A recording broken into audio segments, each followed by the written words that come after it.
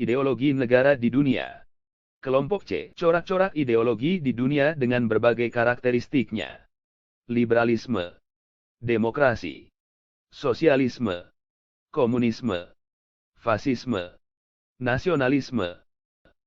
1. Ideologi liberalisme. Liberalisme adalah sebuah ideologi politik dan sosial yang mementingkan kebebasan individu dalam berbagai aspek kehidupan, seperti ekonomi, politik, dan sosial. Sebagai ideologi politik, liberalisme menganut prinsip bahwa pemerintahan harus memprioritaskan hak asasi manusia, kebebasan individu, dan perlindungan hak-hak individu terhadap kekuasaan pemerintah yang berlebihan. Karakteristik ideologi liberalisme. Kebebasan individu. Pengakuan kepemilikan swasta. Sistem pasar bebas. Kesetaraan hukum.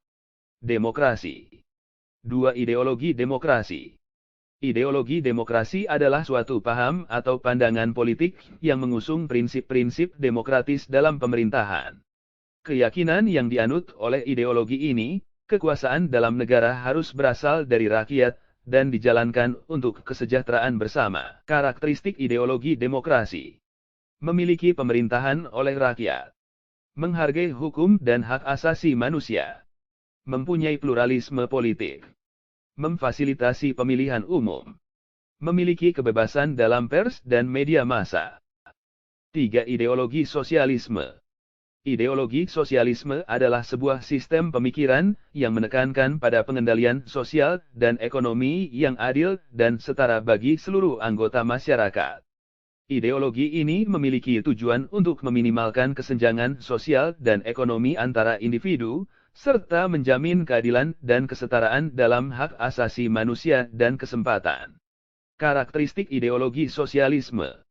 Kepentingan kolektif lebih diutamakan. Adanya kepemilikan bersama atas sumber daya produksi.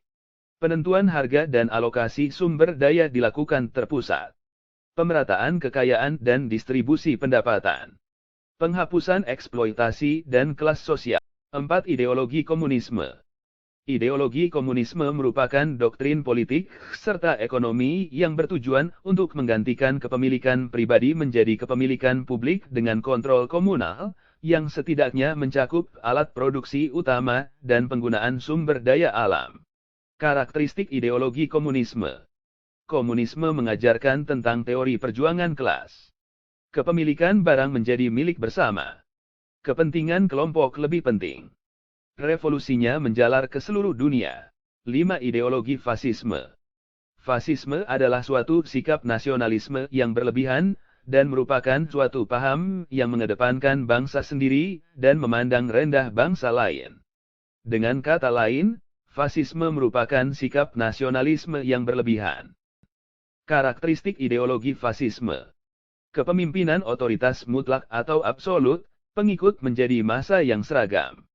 Militerisme menjadi unsur penting karena fasisme selalu membayangkan negara dalam keadaan bahaya dan terancam oleh musuh. Musuh dikonstruksi dalam kerangka konspirasi atau ideologi.